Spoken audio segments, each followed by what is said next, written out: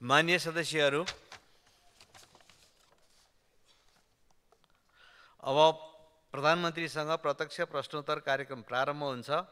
सर्वप्रथम प्रश्नकर्ता माननीय सदस्य भगवती चौधरीलाई सम्माननीय प्रधानमन्त्रीसँग प्रश्न सोध्न अनुमति दिन्छु। सम्माननीय प्रधानमन्त्री तथा सम्माननीय सभामुख महोदय, सम्माननीय प्रधानमन्त्रीज्यू, यति बेला मुलुक युवाविहीन बन्दै गइरहेको छ। कक्षा 12 पास गर्ने बित्तिकै उच्च शिक्षा तथा वैदेशिक रोजगारको लागि हजारौँ विद्यार्थीहरू विदेशी रहेका छन्। हाम्रा कलेज विश्वविद्यालयहरूमा विद्यार्थी सङ्ख्या घट्दै गइरहेको अवस्था छन्। गाउँघरमा युवा शक्ति देखिन छाडेको छ। कृषि क्षेत्र ध्वस्त बन्दै गइरहेको अवस्था छ। पहाड मात्रै होइन, तराईको उर्वर भूमि पनि बन्जर बन्दै गइरहेको अवस्थामा आत्मनिर्भरताबाट परनिर्भरता उन्मुख भइरहेका छौँ। यसलाई समयमै रोक्नको लागि सरकारले के कस्ता योजनाहरू बनाउँदैछन्? उपभोगमुखी आयात, न्यून निर्यात क्षमता तथा उच्च व्यापार घाटालाई नियन्त्रण गर्दै उत्पादनमुखी आत्मनिर्भर अर्थतन्त्र सहित समष्टिगत आर्थिक आधारहरू सबलीकरण र उच्च आर्थिक वृद्धिको लक्ष्य निर्धारणका आधारहरू के हुन सक्छन्? सम्माननीय प्रधानमन्त्रीज्यू, सुनसरी जिल्लाको निर्वाचन क्षेत्र 3 अन्तर्गत पर्ने बुढी खोला, एउटै नाम घोघा खोला, केसलिया खोला, इटहरी उपमहानगरपालिका, दुहबी नगरपालिका, बर्जु गाउँपालिका गरी बग्ने किनारा भई बग्ने नदीले त्यहाँ बसोबास गर्ने गरिब विपन्न किसान, साना किसानदेखि उद्योग व्यवसायीहरूलाई वर्षेनी डुबान तथा ठुलो धनको क्षति र शाश्वती बेहोरी रहने अवस्थाहरू सिर्जना गराइरहेको छन्। उक्त बुढी घोघा केसलिया खोलाको कृषि तथा औद्योगिक नदी करिडोर घोषणा गर्दै इटहरी, दुहबी, विराटनगर र धारान औद्योगिक क्षेत्रको रूपमा वैकल्पिक मार्गको रूपमा स्थापित गर्नको लागि त्यसले सुनसरी मोरङका लाखौँ जनतालाई लाभान्वित हुने थियो कि त्यहाँ उत्पादित कृषि उत्पादन र घरेलु तथा मझौला उद्योग व्यवसायीहरूको व्यवसायमा टेवा पुग्ने थियो? यस विषयमा सरकारको के कस्ता योजनाहरू रहेका छन्? सम्मान्य प्रधानमन्त्री मार्फत सम्बन्धित मन्त्रालय, राष्ट्रिय योजना आयोग समेतलाई सकारात्मक सोच र योजनाहरूको अपेक्षा गर्दछु। नेपाल सरकार, प्रदेश सरकार, स्थानीय तह लगायत 165 वटा निर्वाचन क्षेत्रमा आउने योजना तथा कार्यक्रमहरू जनताको माग मुद्दा अनुसार कसरी तयार भइरहेको छ सामान्य प्रधानमन्त्रीज्यू? र यसैसँगै आज एसईई परीक्षामा भाग लिने सम्पूर्ण विद्यार्थी भाइ बहिनीहरूलाई सफलताको शुभकामना दिन चाहन्छु। धन्यवाद। जान मिल्दैन। अब सम्माननीय प्रधानमन्त्री केपी शर्मा ओलीलाई उक्त प्रश्नको जवाफ दिन अनुमति दिन्छु। सम्माननीय सभामुख महोदय,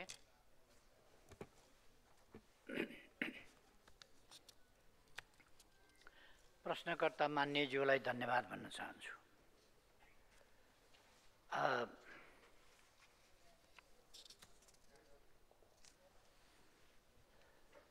मुलुक युवाविहीन बन्दै गइरहेको छ भनेर सुरु गर्नुभएको छ प्रश्न। युवाविहीन बन्दै गइरहेको होइन, ठुलो सङ्ख्यामा युवाहरू बाहिर जानुभएको छ।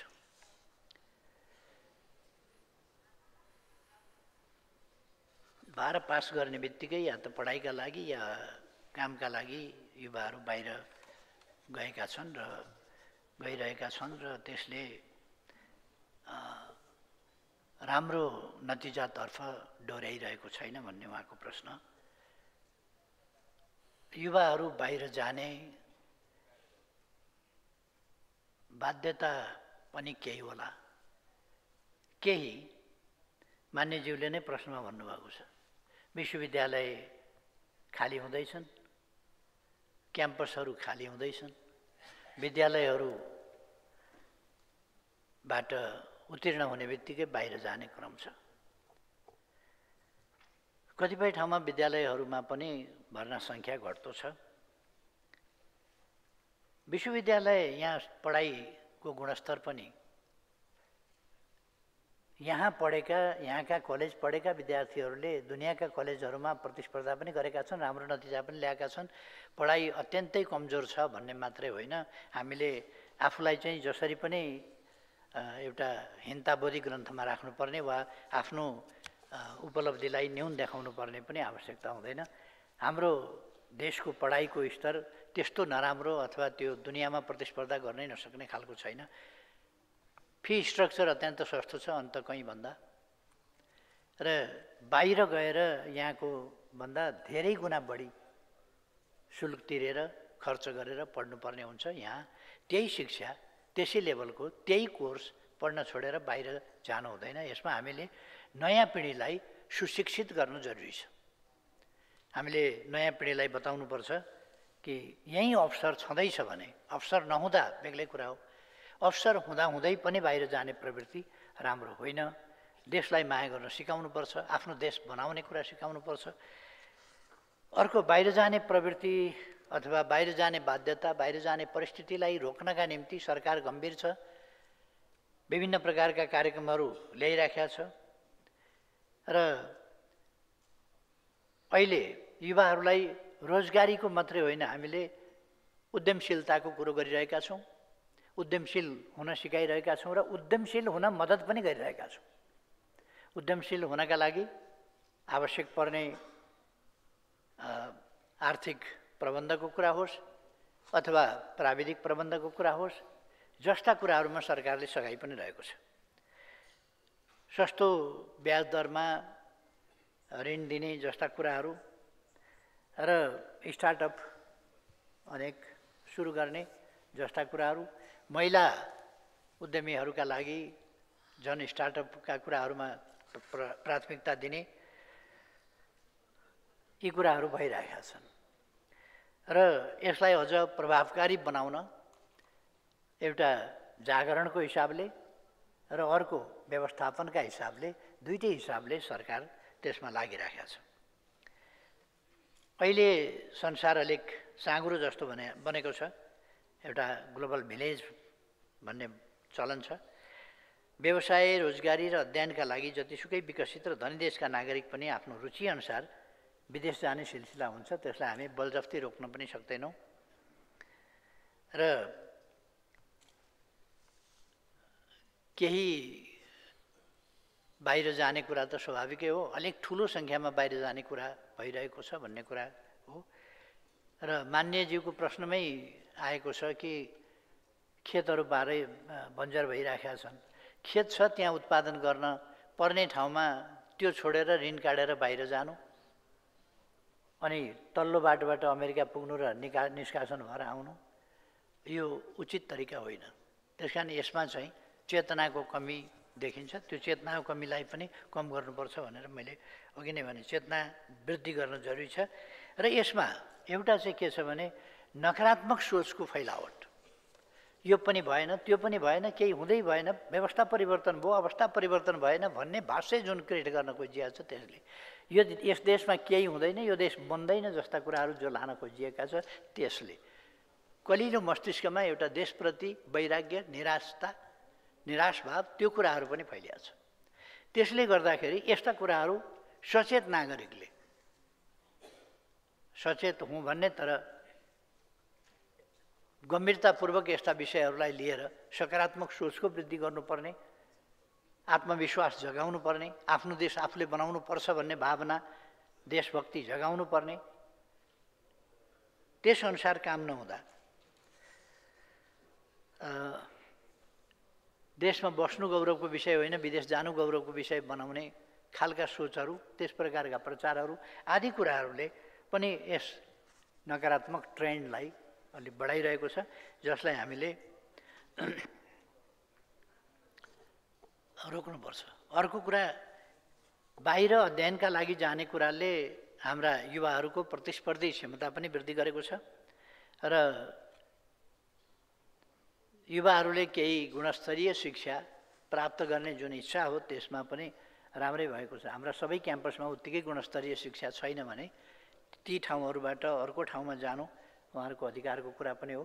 तर यसलाई हामी हाम्रा गुणस्तर कम भएका ठाउँहरूलाई गुणस्तर वृद्धि गर्ने र बाहिर जानु नपर्ने खालको परिस्थिति, अध्ययनका लागि बाहिर जानु नपर्ने परिस्थिति र खास गरी उद्यमशीलताको विकास मार्फत रोजगारीका अवसरहरू सिर्जना गर्ने र उद्यमशीलता के अरे उत्पादनशीलता र उत्पादन अभिवृद्धि गर्ने र देशका अहिले जस्तो हामीले पूर्वाधारहरू विकास गरेका छौँ, यातायातका क्षेत्रमा विकास गरेका छौँ, सञ्चारका क्षेत्रमा विकास गरेका छौँ, विद्युतको क्षेत्रमा विकास गरेका छौँ, अरू विभिन्न क्षेत्रहरूमा विकास गरेका छौँ र आज झन्डै झन्डै देश जस्तो हिजो दुर्गम देश भनेर चिनिन्थ्यो आज दुर्गम त्यस्तो रहिरहेको छैन। यो कुराहरूलाई हामीले चाहिँ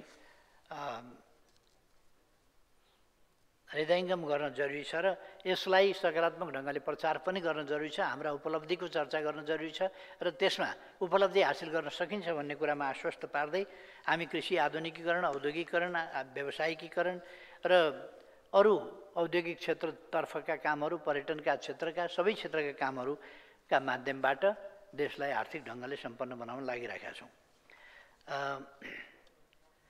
अहिले हामी बजेट नीति कार्यक्रम र बजेट तर्जुमा गर्दैछौँ, त्यस काममा लागेका छौँ र देशका कुनै पनि भागमा कुनै पनि समुदाय पछाडि नपरोस् भन्नका लागि त्यसमा हामी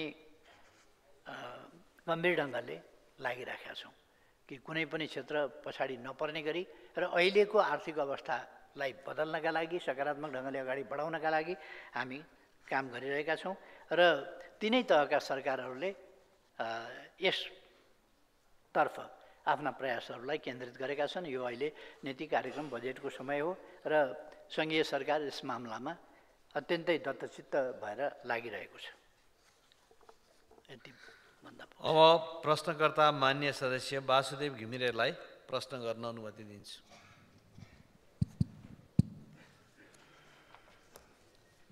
सम्मान्य सभामुख महोदय मार्फत सम्मान्य प्रधानमन्त्रीज्यूलाई म प्रश्न गर्न चाहन्छु। हामीहरूकै आग्रह अनुसार सरकारले चालु आर्थिक वर्षको नीति तथा कार्यक्रममा लुम्बिनीमा बर्थिङ हब निर्माण गर्ने विषय समावेश गरेको थियो। भगवान गौतम बुद्ध जन्मिएको पवित्र पावन भूमिमा सन्तान जन्माउने चाहना कुन अभिभावकलाई नहोला र?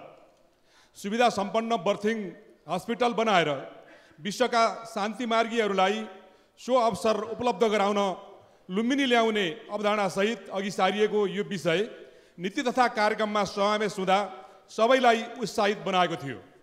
तर हालसम्म बर्थिङ हब निर्माणका लागि आवश्यक बजेट विनियोजन नहुँदा निराशा छाएको छ। लुम्बिनीमा पर्यटन प्रवर्धन गर्न लुम्बिनी र आसपासका पालिकाहरूलाई समेटेर लुम्बिनी एकीकृत शहरी विकास कार्यक्रम चलाइनुको विकल्प छैन। सम्माननीयज्यू, लुम्बिनी विकास कोषको पर्खालभित्र मात्र काम गरेर लुम्बिनीमा पर्यटकको आकर्षण बढाउन सकिँदैन। यसर्थ लुम्बिनीको एकीकृत विकासको लागि सरकारको भावी योजना के छ? साथै गौतम बुद्ध अन्तर्राष्ट्रिय विमानस्थल लामो प्रयासपछि सम्माननीयज्यूकै पहलमा आंशिक सञ्चालनमा आएको छ, तर उक्त विमानस्थलको दिगो सञ्चालनको विषयमा अझै विभिन्न शङ्का उपशङ्का देखा परेकोले सरकारले उक्त विमानस्थल पूर्ण र दिगो सञ्चालनको लागि के कस्तो प्रबन्ध मिलाएको छ? धन्यवाद। सम्माननीय प्रधानमन्त्री।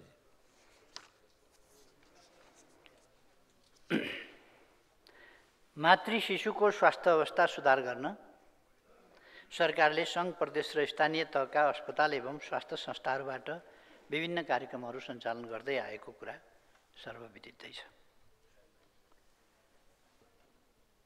यसमा अहिले लगभग 72 वर्षको लाइफ एक्सपेक्टेन्सी जुन पुगेको छ, यो यत्तिकै होइन।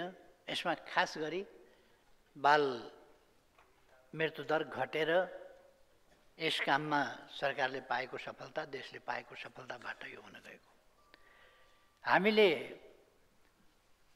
धेरै महत्त्व दिएका छौँ यी विषयहरूमा र जहाँसम्म अब अरू पक्षहरू त साथीहरूलाई थाहा छ, हेलिकप्टरबाट ल्याएर भए पनि, हस्पिटल पुर्याएर भए पनि कसरी सुरक्षित मातृ शिशु को सुरक्षा गर्न सकिन्छ र सुरक्षित ढङ्गले प्रजनन सेवा उपलब्ध गराउन सकिन्छ भनेर हामीले सेवा नपुगेका ठाउँबाट हेलिकप्टरमा ल्याएर पनि सेवा उपलब्ध गराउन कोसिस गरेका छौँ। जहाँसम्म मान्यजीले लुम्बिनी प्रदेशको लुम्बिनीमै आसपासमा होला।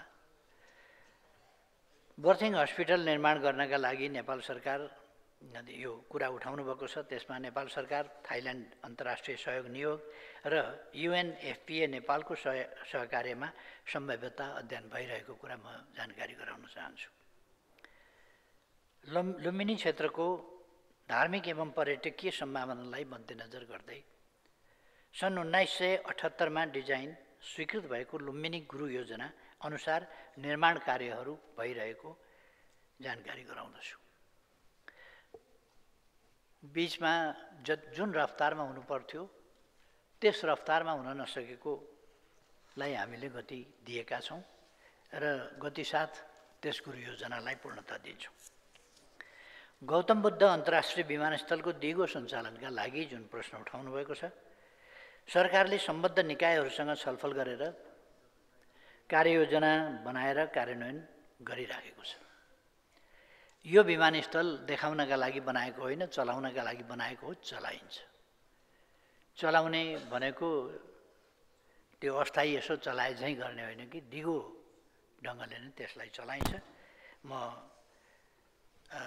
विभिन्न यसका लागि अहिले फ्यासिलिटीहरू डेभलप गरेको आदि प्रभावकारी कदमहरू चालेको कुरा पनि स्मरण गराउन चाहन्छु।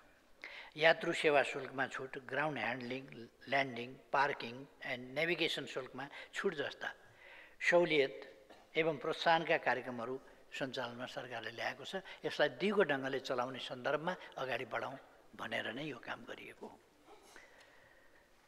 हाल Al Jazeera, fly Dubai, Air Asia र नेपाल एयरलाइन्सले उक्त विमानस्थलबाट अन्तर्राष्ट्रिय उडान सञ्चालन गरिरहेका छन्। यो प्रारम्भ हो।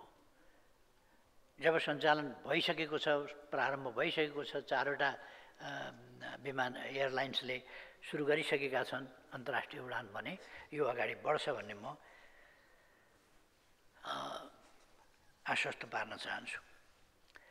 श्रम तथा रोजगार कार्यालय बुटोलबाट श्रम स्वीकृति प्रदान गर्न सुरु भएको छ। साथै अध्यागमन, मुद्रा सटै लगायतका बैंकिङ सुविधा विमानस्थलमै प्रदान गर्ने व्यवस्था मिलाइएको छ र भविष्यमा उक्त विमानस्थललाई पूर्ण क्षमताका साथ सञ्चालन गर्ने गरी काम भइरहेको छ र यो पूर्ण क्षमताका साथ सञ्चालन गरिने कुरा म मान्यज्यूलाई अवगत गराउन चाहन्छु। धन्यवाद। अब प्रश्नकर्ता मान्य सदस्य बिन्दवासिनी कंसाकार। सम्माननीय सभामुखज्यू मार्फत सम्माननीय प्रधानमन्त्रीज्यूलाई निम्न अनुसारको प्रश्नहरू सोध्न चाहन्छु। जलन पीडितहरूको उपचार, पुनर्स्थापना तथा अधिकार सुनिश्चित गर्न संसदमा निजी विधेयक 8 महिना अगाडि दर्ता भइसकेको छ। यो विधेयक मानवीय संवेदनासँग मात्र नभई सामाजिक न्यायको मूल मर्मसँग पनि प्रत्यक्ष रूपमा जोडिएको छ।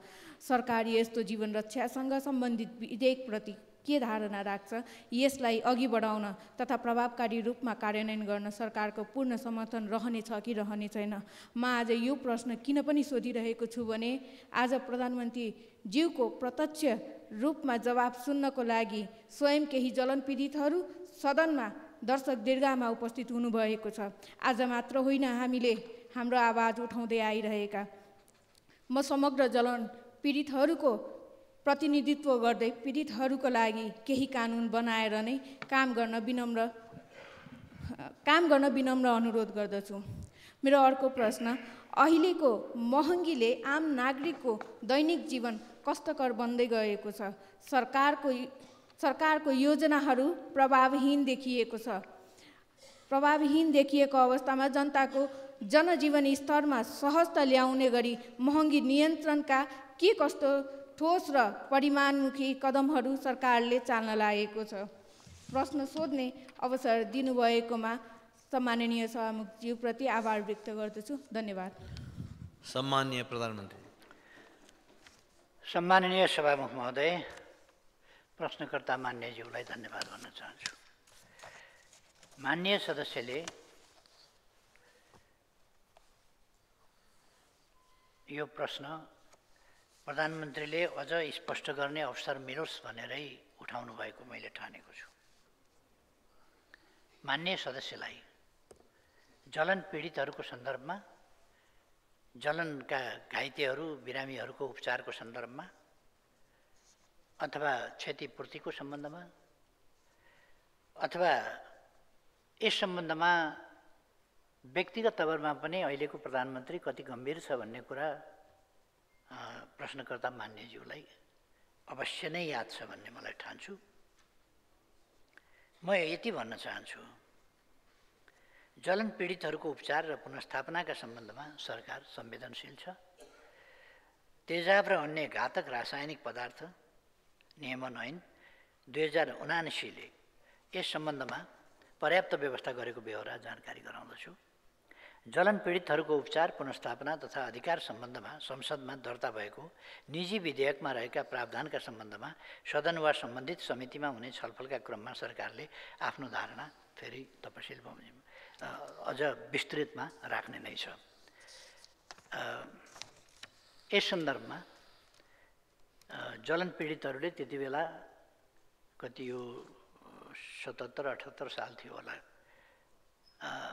भेटेर विषय राख्ने बित्तिकै अध्यादेश ल्याएर तत्सम्बन्धी कडा कानुनी व्यवस्था गरेर अपराध नियन्त्रण गर्ने कुरा र अपराधीलाई कारबाही गर्ने कुरा, जलन पीडितहरूलाई राहत दिने कुरा तत्कालीन सरकारले प्रभावकारी कदम चालेको थियो र त्यस यता लगातार प्रभावकारी कदम चाल्ने त्यो प्रयास भइरहेको छ।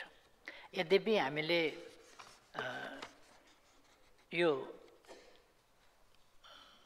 धेरै देशहरूमा अथवा जहाँसुकै पनि यस्ता कुराहरू छिटपुट रूपमा हुने गर्छन्, त्यसलाई हामीले कुनै सामान्य घटनाको रूपमा होइन, त्यसलाई गम्भीरताका साथ लिने र कहीँ कतै पनि आगलागी जन्ने कुरा अथवा जलन जन्ने कुराहरू अथवा तेजाब जस्ता अन्य कुनै प्रकारका रासायनिक वस्तुहरूको प्रयोगद्वारा जलन गराउने कुराहरू या हुने कुराहरू, भुलचुकमा पनि त्यस्ता हुने कुराहरू र त्यसलाई औषधिको रूपमा राख्ने र कहिले कहिले झुक्किएर मान्छेले खाइदिने जस्ता कुराहरूबाट हुने दुर्घटना जस्ता कुराहरू, यस्ता सबै कुराहरूलाई पनि हामीले अत्यन्तै सावधानी साथ जनचेतना पनि जगाउने र सावधानी अपनाउन पनि आग्रह गर्ने देखि लिएर कानुनी प्रबन्ध लगायतका सबै कुराहरू गर्दै जाने र कोही पनि यस्तो पीडामा पर्न नपरोस्, पहिलो प्राथमिकता हाम्रो त्यसमा रहनेछ। परिहाल्यो कथम कदाचित भने उपचार र पुनर्स्थापना गर्ने व्यवस्था गर्न सरकार सजग छ, प्रतिबद्ध छ।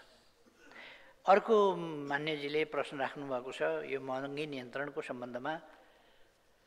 यो एउटा ग्लोबल फेनोमेनन पनि हो, दुनियाँमा सबैतिर महँगी बढ्दै गएको छ, बढ्दै जान्छ पनि होला सायद। यथास्थितिमा कुनै पनि चिजको मूल्य चाहिँ बसिरहेको हुँदैन सधैँ, चाहे जग्गा जमिनको होस्, चाहे साधारण हामीले दैनिक भान्सामा प्रयोग गर्ने सामानहरूको होस्, कुनै पनि चिजको मूल्य अलिअलि गर्दै बढिराखेको हुन्छ। त्यो हामीले आफ्नै जीवनमा पनि भोगेका छौँ, कुन चिजको मूल्य कहाँ थियो र कुनै पनि वस्तु जति बेर जुन मूल्यमा पाइन्थ्यो त्यो अहिले हामी पाउँदैनौँ, अथवा यो एउटा स्वाभाविक प्रक्रिया पनि हो।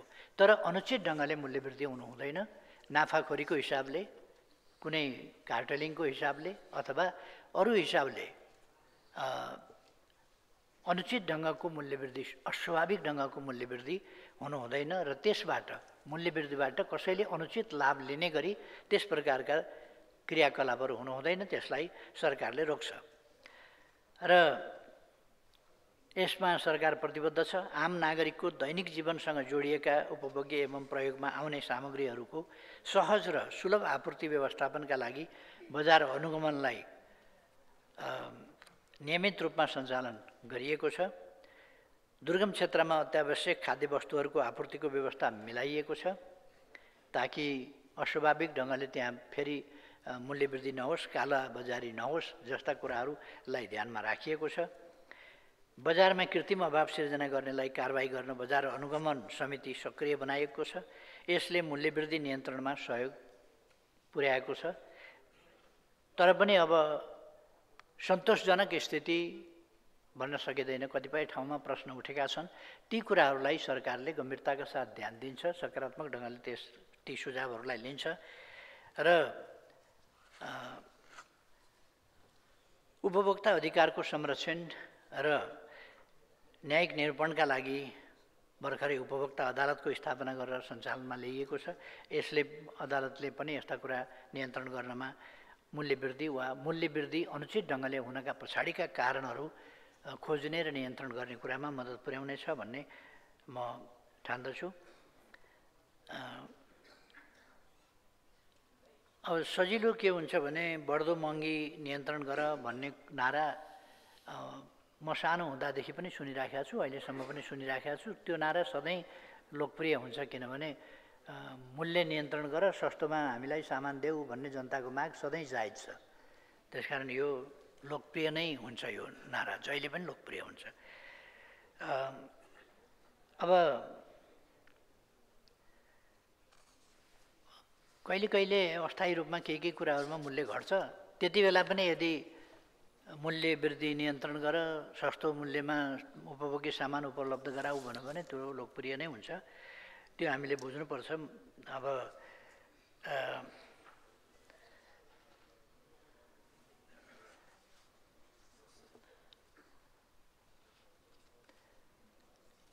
यसमा मैले अरू धेरै कुरा भन्नुभन्दा चालु आर्थिक वर्षको 7 महिनाको अवधिमा औसत उपभोक्ता मूल्यस्फीति 4.16% रहेको छ। अघिल्लो वर्षको सोही अवधिमा मुद्रास्फीति 5.01% रहेको थियो। यस अर्थमा मुद्रास्फीति स्थिर छ मात्रै होइन कि सकारात्मक छ भनेर बुझ्नुपर्छ। र चालु आर्थिक वर्षको लागि सजगतापूर्ण लचिलो मौद्रिक नीतिको कार्यदिशा अपनाइएको छ र त्यसलाई हामी निरन्तरता दिनेछौँ। साथै अनिवार्य नगद अनुपात र बैंक दरलाई समेत समायोजन गरिएको छ। यसबाट अधिक तरलता नियन्त्रण भई उपभोक्ता मुद्रास्फीतिलाई वाञ्छित सीमाभित्र राख्न सहयोग पुग्ने अपेक्षा गरिएको छ। अत्यावश्यक वस्तुहरूको भन्सार दर घटाउने तथा महँगीमा प्रत्यक्ष असर गर्ने वस्तुहरूमा कर छुट प्रदान गर्ने नीतिलाई निरन्तरता दिइनेछ। कृषि उत्पादन वृद्धिका लागि अनुदान र सहुलियत ऋण प्रदान गर्ने कार्यलाई पुनः मूल्याङ्कन गरी यथोचित ढङ्गले त्यसलाई निरन्तरता र व्यवस्थापन दुईटै गरिनेछ। यसबाट खाद्य आपूर्तिमा स्थिरता, कृषिजन्य उपजको उत्पादनमा वृद्धि, कृषिजन्य उत्पादनको आयात व्यवस्थापन साथै मूल्य स्थिरता कायम गर्न समेत सहयोग पुग्नेछ।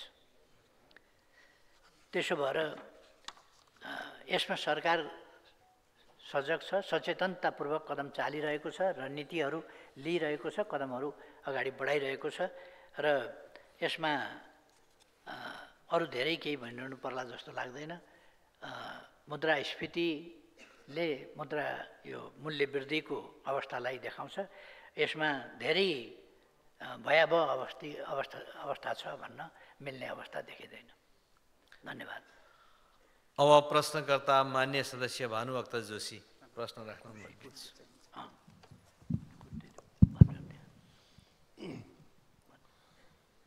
सम्माननीय सभामुख महोदय, सम्माननीय प्रधानमन्त्रीज्यूलाई मेरो प्रश्न यस प्रकार छ। प्रश्न नम्बर 1, यो कोभिड पछि बन्द भएका नेपालको उत्तरी सीमा तिब्बतसँग जोडिएका धेरै सीमा नाकाहरू खुलिसक्दा पनि बझाङ जिल्लाको उरै ताग्लाकोट मानस सरोवर नजिकको सीमा नाका अहिलेसम्म नखुलेको हुँदा कहिलेसम्म खुल्छ होला, जनतालाई आश्वस्त पारिदिन हुन प्रधानमन्त्रीलाई अनुरोध गर्न चाहन्छु। सम्माननीय प्रधानमन्त्रीज्यू, हाम्रो बझाङ जिल्ला लगायतका वरपरका ठाउँको अवस्था के छ भने देवी देवताको विशेष पूजा गर्न पनि मानस सरोवरको जल ल्याउनु पर्ने अवस्था हो। 6 वर्ष भइसक्यो, अहिलेसम्म विशेष पूजा मान्छेले गर्न पाएका छैनन्। परम्परा कस्तो छ भने देवी देवताको काम गर्नको लागि कैलाश मानस सरोवर, पृथ्वीको काम गर्नको लागि हरिद्वार प्रयाग भन्ने चलन छ। 6 वर्षसम्म जनताले त्यो पूजा आगा गर्न पाएका छैनन्। त्यसैले त्यो नाका कहिले खुल्छ होला? साथै उक्त उरै ताग्लाकोट नाका नेपालको सबभन्दा छोटो नाका। अहिले 2टा सडकहरू हामीले खुटिया दिपाइल उरै चनपुर उरै ताग्लाकोट सडक बनाइरहेका छौँ, त्यस्तै सेती लोकमार्ग बनाइरहेका छौँ र त्यो नाकालाई थाई नाका बनाउने योजना के छ? म सम्माननीय प्रधानमन्त्रीज्यूलाई अनुरोध गर्न चाहन्छु। प्रश्न नम्बर 2, नेपालको संविधान 2072 लागू हुनुभन्दा पहिले अथवा 2074 सालभन्दा पहिले बझाङ जिल्लामा स्थापना भएका सङ्घीय सरकारका कार्यालयहरू अहिले जिल्लामा छैनन्। सम्माननीय प्रधानमन्त्रीज्यू, अहिले ती कार्यालयहरू सडक डिभिजन कार्यालय बैतडीमा छ, बझाङले सेवा लिने। सङ्घीय खानेपानी कार्यालय धनगढीमा छ। प्रदेश खानेपानी कार्यालय डडेलधुरामा छ। सिँचाइ तथा नदी नियन्त्रण कार्यालय बैतडीमा छ।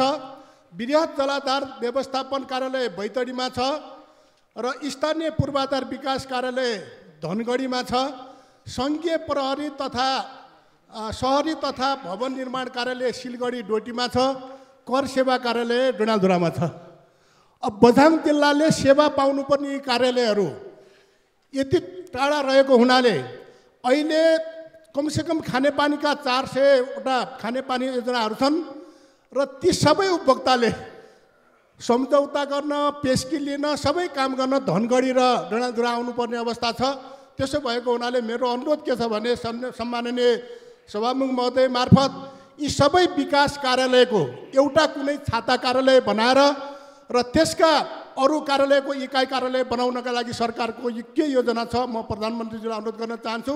अन्तिममा सानो, यो सुखी नेपाली समृद्ध नेपाल बनाउने हाम्रो सपनालाई पुरा गर्नका लागि युवाहरूलाई आश्वस्त पार्ने गरी नेपालमा नै रोजगारीका प्रशस्त सम्भावना छन्। रोजगारी नेपालमा नै पाउँछ भनेर स्वदेश र विदेशमा रहेका युवाहरूलाई आश्वस्त पार्ने सरकारको योजना के छ? धन्यवाद। सम्माननीय प्रधानमन्त्री। सम्माननीय सभामुख महोदय, नेपाल चीन सिमानाका 14 स्थानमा रहेका परम्परागत व्यापारिक नाकाहरू पुनः सञ्चालन गर्ने सम्बन्धमा सेवा व्यवस्थापन सम्बन्धी सम्झौतामा नेपाल चीन बीच 2019मा हस्ताक्षर भएको बेहोरा जानकारी गराउँदछु। सोही बमोजिम चीनसँग सीमा जोडिएका जिल्लाका नेपाली नागरिकहरूलाई चीन आवागमन अनुमति पत्र उपलब्ध गराउने सम्बन्धी कार्यविधि 2081 कार्यान्वयनमा ल्याइएको छ। उल्लेखित 14 नाकाहरूमध्ये उरै भन्ज्याङ बझाङ पनि रहेको छ। सो नाका सुचारू गर्न सम्बन्धित निकायहरूसँग समन्वय एवं कूटनीतिक तवरमा पहल भइरहेको छ। अलिक उचाइमा भएको हुनाले अस्ति हिउँ परेको हुनाले आवागमन भएन कि, नत्र यो खोल्ने सम्बन्धमा कुराकानी भइसकेर यो 14वटा खोलिएका नाकाहरूमध्ये यो पनि पर्छ। प्राविधिक हिसाबले कुनै कारण परेको होला, त्यसमा ध्यानाकर्षण गराउनु भएकोमा धन्यवाद छ। तर यी नाकाहरू खोल्ने सन्दर्भमा यो कार्यविधिहरू बनाएर चीन सरकारसँग कुरा गरेर नाकाहरू खुलाइएको कुरा मान्यज्यूलाई जानकारी रहेछ, धन्यवाद भन्न चाहन्छु।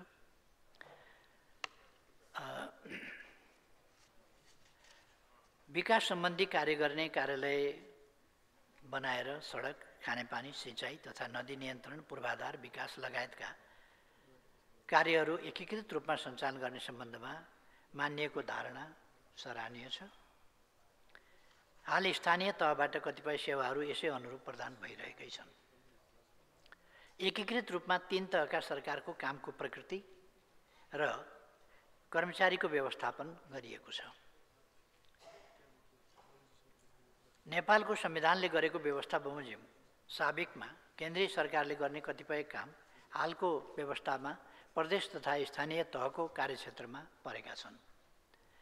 3 तहकै सरकारले जिल्लामा छुट्टा छुट्टै कार्यालय स्थापना गरी सेवा प्रदान गर्न सम्भव नहुने हुँदा केही जिल्ला कार्यक्षेत्रमा रहने गरी डिभिजन कार्यालयहरू मार्फत सेवा प्रदान हुँदै आइरहेको छ। नेपालमा नै रोजगारी प्राप्त गर्न सकिने विश्वास दिलाउन सरकारले दुईटै हिसाबले, एउटा यथार्थ रूपमा वैचारिक हिसाबले मानिसलाई मानसिक रूपले तयार गर्ने कुरा र अर्को व्यवहारिक कदमहरूद्वारा त्यसमा आश्वस्त पार्ने कुरा गर्दै आएको छ। यस सम्बन्धमा अघिल्लै प्रश्नको जवाफको प्रसङ्गमा मैले काफी कुरा भनिसकेका छु। विभिन्न कार्यक्रमहरू सञ्चालन गरेर त्यसलाई सम्बोधन गर्न पनि खोजिएको छ। रोजगार कार्यक्रम 75-76 देखि हालसम्म करिब 8 लाख सूचीकृत बेरोजगारले रोजगारीको अवसर प्राप्त गरेका छन्। तर यो पर्याप्त हो भन्ने कुरा होइन, यो न्यून हो। तर सरकारले सक्दो प्रयास गरेको कुरा मैले खाली जानकारी गराउन खोजेको हुँ।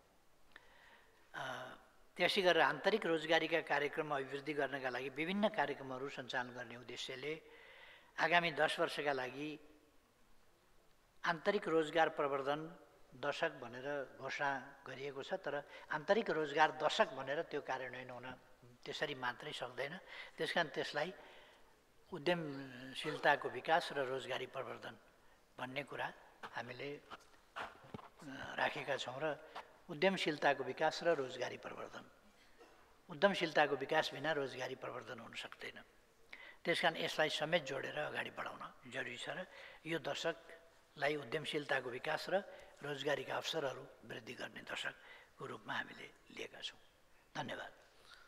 अब प्रश्नकर्ता मान्य सदस्य बिना कुमारी थनैत प्रश्न गर्न सक्नुहुन्छ।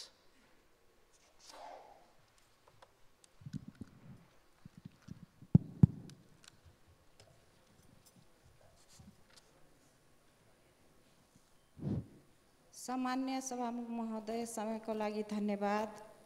सम्माननीय प्रधानमन्त्रीज्यूलाई मेरो प्रश्न यस प्रकारको छ।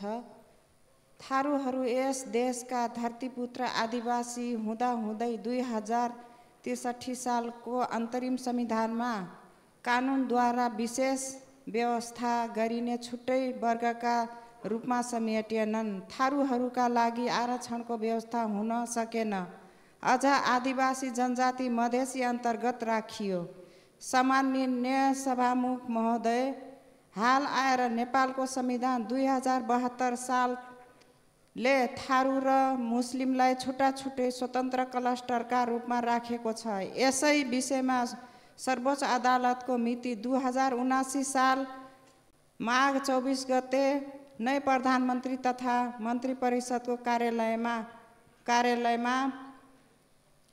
फैसलाको 9 महिनाभित्र कानुन व्यवस्था लगायत आवश्यक सम्पूर्ण प्रबन्ध मिलाएर परमादेशको आदेश जारी गरेको 24 महिनाभन्दा बढी समय बितिसक्दा सो फैसला कार्यान्वयनका लागि सर्वोच्च अदालतका तर्फबाट पत्राचार र हालै फागुन 5 गते सक्त ताकेता पत्र जारी भइसक्दा समेत जिम्मेवार निकाय किन मौन छ? सो अनुसार निजामती सेवा ऐन लगायत अन्य सेवा सम्बन्धी ऐन कानुनहरू अझै किन जारी हुन सकेको छैन? 2064 सालबाट आरक्षण लागू आएदेखि हालसम्म आइपुग्दा यो 17 वर्षसम्म संविधानले सुनिश्चित गरेको सबै संवैधानिक हक नपाएको क्षतिपूर्ति कसरी बेहोर्ने? यसको क्षतिपूर्ति का भरण गर्न केही वर्षसम्म थारू समुदायको लागि हाल समय हुन आउने आरक्षण प्रतिशतभन्दा बढी प्रतिशत कायम गरेर समायोजन गर्न समेत आवश्यक देखिन्छ। यस सम्बन्धमा सरकारको धारणा के छ? यसरी संविधानले मौलिक हकका रूपमा सुनिश्चित गरेको हकको कार्यान्वयन र न्याय उपचारको लागि तत्परताका साथ आवश्यक कानुन व्यवस्था नगरी विलम्ब गरेर सरकारले आरक्षण प्रक्रिया किन अझ जटिल बनाउँदै लगिरहेको हो? यो सरकार गठन भएको 8 महिना अवधि नेपाल सरकारबाट विभिन्न निकायमा हुन नियुक्ति समानुपातिक समावेशी प्रतिनिधित्वको सम्बन्धमा मधेसी, थारू, मुस्लिम र दलित वर्ग समावेश भएको आँकडा के छ? धन्यवाद। सम्माननीय प्रधानमन्त्री। सभामुख महोदय, प्रश्नकर्ता मान्यज्यूलाई धन्यवाद भन्न चाहन्छु। सङ्घीय निजामती सेवाको गठन, सञ्चालन र सेवाका शर्त सम्बन्धमा व्यवस्था गर्न बनेको विधेयक 2080 संसदको राज्य व्यवस्था समितिमा दफार छलफल भइरहेकै छ। उक्त विधेयक पारित भई सङ्घीय निजामती सेवा ऐन जारी भए पश्चात थारू तथा मुस्लिम लगायतका अन्य पक्षहरूको आरक्षण लगायतका विषयहरू सम्बोधन हुनेछन्। हालको निजामती सेवा ऐनमा समेत थारू समुदायलाई आदिवासी समुदायमा राखी आरक्षणको अवसर प्रदान गरिएको छ। वर्तमान सरकार गठन भए पश्चात नेपाल सरकार मन्त्री परिषदबाट विभिन्न सार्वजनिक पदहरूमा नियुक्ति गर्ने क्रममा समावेशी सिद्धान्तलाई अब अवलम्बन गरिएको कुरा म मान्यज्यूलाई अवगत गराउन चाहन्छु। धन्यवाद। अब प्रश्नकर्ता मान्य सदस्य भीमप्रसाद आचार्य।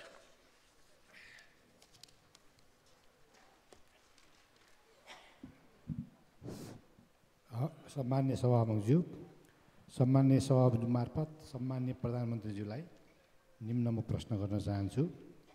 त्यस सन्दर्भमा नेपालको विकास र समृद्धिको मूल पिलर कृषि, सिँचाइ र पर्यटनसँग सम्बन्धित एउटा प्रश्न मेरो रहेको छ र त्यसमा प्रश्न नम्बर 1 मा सिँचाइ र नदी नियन्त्रण सम्बन्धमा तमोर चिस्याङ डाइभर्सन, सुनकोशी कमला बहुद्देशीय आयोजना यो यथाशीघ्र सुरु गर्नुपर्ने अवस्था कहाँ पुगेको छ? त्यो देशको सबैभन्दा ठुलो र यो देशको सबैभन्दा ठुलो सुनसरी मोरङ सिँचाइ आयोजनामा कोशी नदीले धार परिवर्तन गर्दा चतारा मूल नहरमा क्षमताको 15% मात्रै पानी अहिले आइरहेको छ। यसले सिँचाइ प्रणालीमा ठुलो समस्या उत्पन्न भएको छ। यो नहरमा क्षमता अनुसार पानी सञ्चालन गर्न कोशीमा ब्यारेज बनाउने वा बेडबार बनाउने वा नहरको मूल मुहान माथि सार्ने विकल्पहरू छन्। त्यसमध्ये सस्तो र छिटो विकल्प भनेको बेडबार बनाउने नै हो। किसानको माग पनि यही छ। गत बर्सातमा यो यही छ। अर्कोमा गत वैशाखमा बुढी खोलाको बाढीले इटरी 3 स्थित बुढी खोलामा निर्मित सिँचाइ नहरको बाँध भत्काउँदा इटरीका ग्रामीण इलाकामा करिब 500 हेक्टर जमिनको सिँचाइ प्रणाली नष्ट भएको र नदी कटानले इटरीको बस्ती बगाउने जोखिम बढेकोले तत्काल नियन्त्रण र सिँचाइ बाँध निर्माणको आवश्यकता छ र त्यो माग जनताले गरिरहेको स्थिति पनि छ। त्यस्तै सुनसरी खोलाको मर्यादाले इनरुवा 10 र देवानगञ्ज 2, 3 र 4 नम्बर वाडामा ईदगाह, मदरसा र बस्ती बगाउने जोखिम अस्तिको बाढीले निम्त्याएको छ र त्यसको नियन्त्रण गर्नु अत्यावश्यक छ। त्यो त्यहाँको ज्वलन्त माग पनि हो र यी तीनटै सन्दर्भमा सरकारको पोजिसन स्पष्ट पारिदिन अनुरोध गर्दछु। प्रश्न नम्बर 2 पर्यटन तथा नागरिक उड्डयन सम्बन्धमा विश्वकै ठुलो व्यापार मध्येको एउटा हवाई यातायातको विकास हो र त्यसमा हाम्रो हवाई सेवा निगमको पुनर्संरचना गरेर सक्षम निगम नबनाइकन यसले त्यो च्यालेन्ज मिट गर्न सक्ने स्थिति छैन। त्यसैले यो सक्षम व्यावसायिक योजना तयार गर्ने, यो नेपाल वायु सेवा निगमको पुनर्संरचना गर्ने र मिसन 2024 सम्ममा कमसेकम लिज पर्चेजमा भए पनि 10वटा जहाजहरू सेवा सञ्चालन गर्ने र यो आवश्यकता एकतिर छ भने अर्कोतिर पर्यटन प्रवर्धनको निम्ति नेपाल पर्यटन बोर्डको पुनर्संरचना र त्यसमार्फत विदेश स्थित दूतावासहरू, नियोगहरू, पर्यटन दूतहरू, NRNA, विदेश बस्ने नेपाली विद्यार्थीहरू र नेपाल र विदेशका विभिन्न सङ्घ संस्थालाई परिचालन गर्नुपर्ने काम आवश्यकता छ। पर्यटन ऐन र नियम परिमार्जन गर्न र पोखरा र भैरवा विमानस्थल सञ्चालन तथा निजगढ विमानस्थल निर्माणको काम र अहिले आएको तथ्याङ्कमा भारत र चीनबाट आउने पर्यटकको सङ्ख्या घटिरहेको तथ्याङ्क छ र यो अवस्थालाई फेर्नको लागि सरकारले के काम गरिरहेको छ जानकारी गराइदिनुमा हार्दिक अनुरोध गर्दछु। सम्मानीय प्रधानमन्त्री। सभामुख महोदय, सुनसरी र मोरङ जिल्लाको करिब 68,000 हेक्टर जमिन सिँचाइ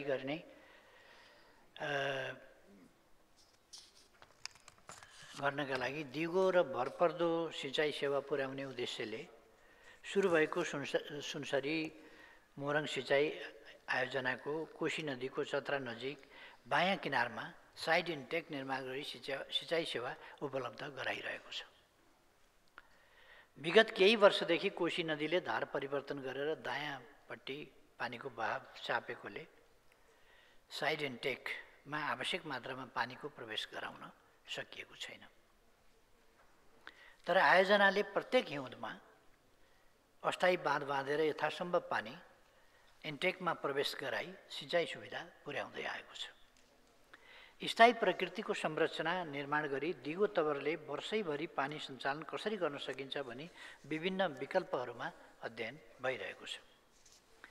प्राविधिक र आर्थिक रूपले सम्भाव्य विकल्पको छनौट गरी कार्य अगाडि बढाइनेछ। साथै यस आयोजना अन्तर्गतका सिञ्चित क्षेत्र बचावट सम्बन्धी कार्यहरू पनि प्राथमिकताको आधारमा कार्यान्वयन भइरहेको छ। सुनसरी स्थित बुढी खोला नियन्त्रणका सम्बन्धमा मैले यसअघि नै जवाफ प्रस्तुत गरिसकेका छु। मान्यज्यूले उठाउनु भएको दोस्रो प्रश्नका सम्बन्धमा नेपालमा हवाई यातायातको विकासका लागि सरकारी क्षेत्रबाट सञ्चालित नेपाल वायु सेवा निगमको व्यवस्थापनमा कुशलता बढाउन आवश्यक व्यावसायिक कार्ययोजना निर्माण गरी सुधारका काम अगाडि बढाइएको छ। नेपालमा पर्यटन प्रवर्धनका लागि नेपाल पर्यटन बोर्डको पुनर्संरचना गरी विदेश स्थित नेपाली दूतावासहरू, नियोगहरू, पर्यटन दूतहरू, एनआरएनए, विदेशमा बस्ने नेपाली विद्यार्थीहरू, नेपाल र विदेशका विभिन्न सङ्घ संस्थालाई परिचालन गरिएको छ। मित्र राष्ट्रहरूबाट भित्रिने पर्यटकको सङ्ख्या वृद्धि गर्न नेपाल पर्यटन बोर्ड लगायत अन्य क्षेत्रबाट प्रवर्धनका कामहरू भइरहेका छन्। पर्यटन सम्बन्धी प्रचलित कानुनलाई संशोधन र एकीकरण गर्न बनेको विधेयक सङ्घीय संसदको यसै सदनमा पेश गर्ने गरी तयारी गरिएको छ। पर्वतारोहण नियमावली संशोधन भइरहेको छ। वास्तवमा पर्यटन क्षेत्रको विकास गर्नु छ भने हवाई सेवालाई विस्तृत र प्रबल बनाउन आवश्यक छ। समग्रतामा भन्यो भने यस दिशामा सरकारले काम गरिरहेको छ। धन्यवाद। अब प्रश्नकर्ता मान्य सदस्य बुद्धिमान तामाङ।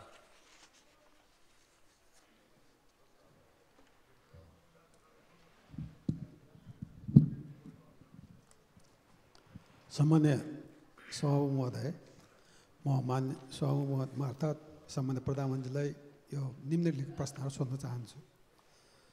नेपालको चुच्चे नक्सामा समेटिएको लिबो लेक, कालापानी र लिबियाधुरा भ्रमणमा प्रधानमन्त्रीज्यू कहिले जानुहुन्छ र भ्रमणको कुनै कार्यक्रम बनेको छ कि छैन? प्रश्न नम्बर 2, यो चाहिँ एकदम प्रश्न भयो। नेपाल भारत प्रबुद्ध व्यक्ति समूह EBG को प्रतिवेदन भारतका प्रधानमन्त्रीले नबुझेको अवस्थामा नेपालका प्रधानमन्त्रीले पनि उक्त प्रतिवेदन बुझ्न नमिल्ने हो? धन्यवाद। सम्मानीय प्रधानमन्त्री। सम्माननीय सभामुख महोदय, माननीय प्रश्नकर्ता मान्यज्यूलाई म धन्यवाद भन्न चाहन्छु।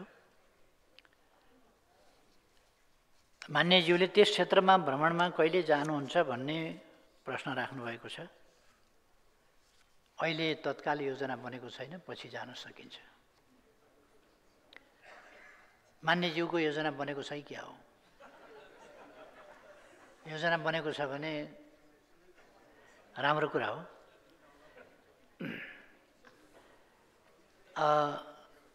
हामी सबैलाई थाहा छ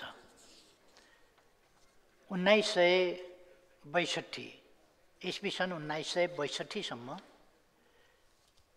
हाल नेपालको नक्सा जुन हामीले बनाएका छौँ, हाम्रो संसदले सर्वसम्मतिले त्यसलाई संविधानको अङ्गको रूपमा पनि बनाएको छ, स्वीकारेको छ र त्यो नै यथार्थ हो।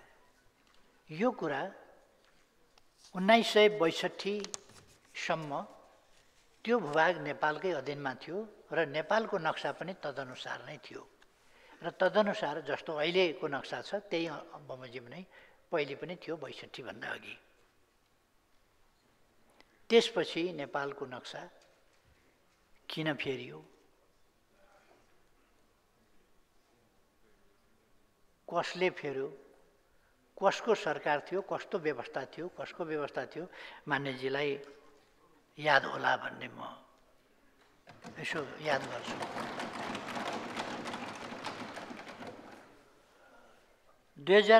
साल विक्रम सम्वतको 2077 साल असार 4 गते संविधानको दोस्रो संशोधन मार्फत, त्यो पनि सर्वसम्मत संशोधन मार्फत संविधानको अनुसूची 3 मा रहेको नेपालको निशान छाप अद्यावधिक गरिएको तथ्य मान्यज्यूलाई अवगत नै छ। जहाँसम्म इपिजी प्रतिवेदनको कुरा छ, नेपालले नबुझ्ने भनेको छैन। इपिजीमा रहेका अथवा त्यो ग्रुपमै एमिनेन्ट पर्सन्स ग्रुप या त्यो बौद्धिक समूह उसले नै बुझाउँदाखेरि पहिले भारतका प्रधानमन्त्रीलाई बुझाउने अनि नेपालका प्रधानमन्त्रीलाई बुझाउने भन्ने समझदारी केही बनाएछ। त्यसकारण उसले भारतका प्रधानमन्त्रीलाई पहिले बुझाउन खोजेको हो। एक्लैले बुझेर, एकतर्फले मात्रै बुझेर, एकतर्फले मात्रै कार्यान्वयन गर्ने विषय होइन यो नेपाल भारत सम्बन्धका समग्र पक्षहरूलाई कसरी आजको समयअनुसार उचाइमा उठाउने, व्यवस्थित गर्ने र दुई देशको मित्रतामा कहीँ कतै प्रतिकूल असर नपर्ने गरी, कसैलाई अन्याय नहुने गरी र सबै समस्याको दिगो समाधान र सधैँका लागि समाधान गर्ने गरी प्रस्ताव गर्न, सिफारिस गर्नका लागि इपिजी निर्माण गरिएको थियो। त्यसले 2 वर्ष अध्ययन गरेर प्रतिवेदन तयार गरेको छ। यो प्रतिवेदन बुझ्ने सम्बन्धमा नेपालको तर्फबाट उच्च स्तरीय भेटघाटमा पनि कुरा उठाइएको छ र अन्य सन्दर्भहरूमा कूटनीतिक पहलहरू पनि भइरहेका छन् र उच्च स्तरमा पनि कुरा भइरहेको हो। म मान्यज्यूलाई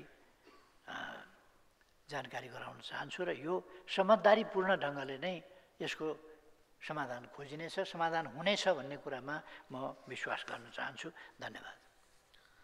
अब प्रश्नकर्ता मान्य सदस्य विनिता कठायतलाई प्रश्न सोध्न अनुमति दिन्छु। सम्माननीय सभामुख महोदय, सम्माननीय प्रधानमन्त्रीज्यू, अलि भर्खरै प्रधानमन्त्रीज्यूले भने जस्तै त्यही नक्साको त्यही चुच्चे नक्सामा हामीले ल्यायौँ भनेर प्रधानमन्त्रीज्यूले त्यो बेला ल्यायौँ भनेर प्रचार पनि भयो र हामी सबैजना खुसी पनि थियौँ र गर्वित पनि थियौँ कि हामीले आफ्नो भूभाग पायौँ भनेर। तर अहिले आएर त्यहाँका नागरिकसँग भेट्दा र त्यहाँका नागरिकका डकुमेन्ट्रिजहरू सुन्दा, हेर्दा र न्युजहरू हेर्दाखेरि चाहिँ त्यहाँका नागरिकलाई नेपाली हुनुमा कुनै पनि गर्वित फिल छैन। उनीहरूले भन्छन् हामीलाई नेपाल सरकारले के दिएको छ, आफ्नै गाउँ घरमा जानलाई भारतको बाटो हिँड्नु पर्ने नेपाल सरकारले हामीलाई के दिएको छ? महँगाई छ, हामी यहाँ कति महँगाईमा बसेका छौँ। हाम्रो व्यथितिको विषयमा त्यहाँ काठमाडौँको राज्यमा बसेको त्यो सरकारले नभनिदियोस् हामीलाई हामी नेपाली हौँ भनेर। हामीलाई बाटो छैन, हामी भारतको बाटो भएर आफ्नो गाउँ घरमा जाँदैछौँ। मान्य सदस्य, तपाईँको व्याख्यामा जाने हो कि यो प्रश्न नै हो सभामुख महोदय? व्याख्यामा गर्ने हो भने तपाईँले समय लिएर कति व्याख्या गर्ने त्यो गर्नु पर्यो। प्रश्न नै हो सभामुख महोदय। प्रश्नमा भने तपाईँ प्रश्न जे हो त्यो वाचनमा जानुहोस्। र त्यहाँका नागरिकले आफ्नो गाउँ घर जानलाई कहिले नेपालको बाटो प्रयोग गर्न पाउने हुने, सँगै कर्णालीको राजमार्गको विषयमा कर्णालीको राजमार्ग नै छैन र त्यहाँको जुन बाटो छ त्यो पनि मापदण्डको विपरीतमा छ, जसलाई मृत्यु मार्गको नाममा भनिन्छ। र हामीले पनि कर्णालीवासी, मेरो कर्णालीका नागरिकले हामीले कहिले राम्रो बाटो प्रयोग गर्न पाउँछौँ? दोस्रो प्रश्न, प्रधानमन्त्रीज्यू हालचालै जुम्ला जानुभएको थियो कर्णाली प्रतिष्ठानको दीक्षान्तरणमा। त्यहाँ त्यही प्रतिष्ठानमा एउटा एमआरआई मेसिन पनि छैन प्रधानमन्त्रीज्यू, युएसजी मेसिन छैन। त्यही कर्णाली प्रतिष्ठान जसले नेपालको 13 जिल्लालाई सुविधा दिन्छ, त्यही प्रतिष्ठानमा चरम व्यथिति भएको छ। त्यो प्रतिष्ठानले कहिले न्याय पाउँछ र हामी कर्णाली बासिन्दाले कहिले सुलभ स्वास्थ्यको सुविधा पाउँछौँ? र यो त्यो कर्णाली प्रतिष्ठानले एमआरआई मेसिन जस्ता कुनै पनि सामग्रीहरू पाउँछ कि पाउँदैन त्यो पनि प्रश्न भनिदिनु होला। धन्यवाद। सम्माननीय प्रधानमन्त्री। सम्माननीय सभामुख महोदय, मान्यज्यूले उठाउनु भएको प्रश्न अलिकति त अघिल्लैमा गइसकेको छ, त्यसमा दोहोऱ्याइरहनु परेन। र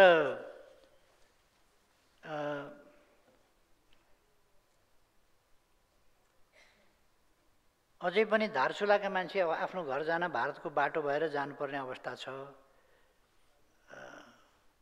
धारचुला भनेको दार्चुलाको पारिपट्टि भन्नुभएको हो। दार्चुलाको सदरमुकाम खलङ्गाबाट उत्तरपट्टि नेपालका छाङ्रु लगायतका गाउँहरू छन्। नेपाल सरकारलाई थाहा छ छाङ्रु जानका लागि बाटो रहेनछ। यो अहिले बाटो नभएको होइन, इतिहासदेखि नै थिएन। अहिले त्यस सम्बन्धमा तत्कालका लागि अर्को देशको बाटो भएर जान नपरोस्, आफ्नो देश आफ्नै बाटोबाट जान पाइयोस् भनेर त्यहाँका जनताहरूले माग राख्नुभएको बमोजिम त्यहाँ अहिले तत्कालका लागि कति बजेट चाहिन्छ भन्दा 5 करोड बजेट चाहिन्छ। त्यति भयो भने हामी बाटो घोडेटो बाटो बनाउन सक्छौँ र त्यो घोडेटो बाटोले पारिपट्टि गएर जानु पर्दैन। त्यसो भएर हामीलाई यता घोडेटो बाटो बनाउन सहयोग गरियोस् भनेर उहाँहरूले भने बमोजिम 5 करोड रुपियाँ निकासा गरेर अहिले आफ्नै देशबाट आफ्नो भूभाग जाने बाटो धमाधम निर्माण भइरहेको कुरा म मान्यजीलाई अवगत गराउन चाहन्छु।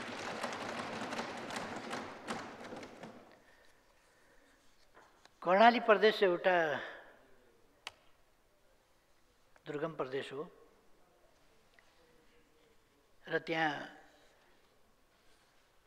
सेना मार्फत सबै सदरमुकामहरूमा बाटो पुर्याउने र पक्की बाटो पुर्याउने काम भइरहेको छ। पहाड फोर्ने, चट्टान फोर्ने कामहरू भइरहेका छ। नभएका ठाउँमा पुलहरू हाल्ने काम भइरहेका छ। बाटोलाई कच्ची मात्रै होइन पक्की बनाउने काम भइरहेको छ। यी कुराहरू मान्यजीले जानकारी लिनुभयो हुन्छ त्यहाँका मानिसहरूबाट। यो ब्रह्मदेवदेखि झुलागाड, दार्चुला, टिङ्कर सडक यसका लागि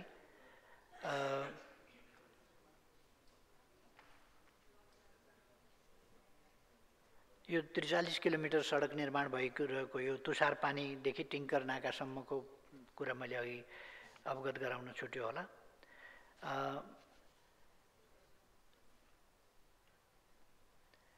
जे होस् यो बाटो बन्दै गरेको कुरा नेपालै भएर हिँड्न पाउने सुविधा बनाउने प्रयासमा सरकार काम गरिरहेको कुरा मैले बताएँ।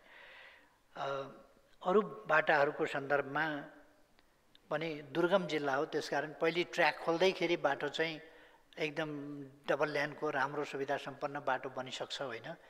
कहीँ भर्खर ट्र्याक खुल्दैछ, कहीँ भर्खर काम हुँदैछ। त्यसकारण जे होस् ट्र्याक खुलेर गाडी हरेक सदरमुकाम पुग्ने खालको प्रबन्ध अहिले मिलेको छ। अस्थायी पुलहरू निर्माण गर्ने कामहरू पनि भएका छन् र दुर्गम ठाउँहरू चाहे त्यो महाकालीका बजाङ होस् अथवा बाजुरा होस्, त्यस्ता दुर्गम ठाउँहरू अथवा बुढी नन्दा, अर्को नन्दा, यी नदीहरू हुन्, यिनीहरूमा बेली ब्रिज राख्नेदेखि लिएर कर्णालीका बाटाहरू र कर्णाली स्वास्थ्य विज्ञान प्रतिष्ठान भर्खर खुलेको हो, त्यसलाई भर्खरै अपग्रेड गरिएको हो र त्यहाँ सुविधाहरू कम भएका हुन सक्दछन्। तर त्यसलाई हामीले कुनै विकृति भन्न त मिल्दैन, त्यसमा न्यूनता भन्नुपर्छ। त्यो न्यूनताहरू क्रमशः पुरा गर्ने दिशामा सरकारको ध्यान गएको छ र सरकार त्यसमा एमआरआई सहितका विशिष्ट सेवाहरू प्रवाह गर्नका लागि ध्यान दिइरहेको छ र त्यसै गरेर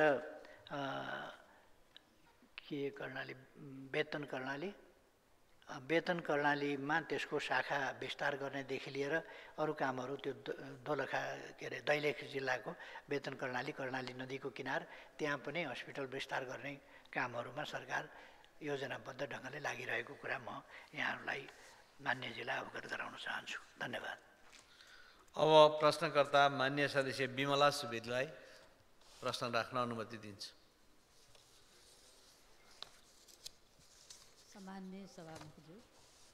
सम्मान्य सभामुखज्यू मार्फत सम्मान्य प्रधानमन्त्रीज्यूलाई म प्रश्न राख्न चाहन्छु। 1 नम्बरमा बेपत्ता पारिएका व्यक्तिको छानबिन, सत्य निरूपण तथा मेलमिलाप आयोग ऐन 2071 को तेस्रो संशोधन पारित भएपछि सत्य निरूपण आयोग र बेपत्ता छानबिन आयोग गठन भई शान्ति प्रक्रियाको बाँकी काम टुङ्गिने अपेक्षा थियो। तर पनि अहिलेसम्म यी आयोगहरू गठन हुन सकिरहेका छैनन्। ऐनमा व्यवस्था भए बमोजिमका आयोगहरू किन गठन नभएका हुन्? यी आयोगहरू कहिले गठन भई आम द्वन्द्व पीडितले न्याय पाउँछन्? बेपत्ता योद्धाहरू कहिले सार्वजनिक हुन्छन्? सरकारले शान्ति प्रक्रियाका बाँकी काम टुङ्ग्याउन के काम गरिरहेको छ? म यो प्रश्न गर्न चाहन्छु।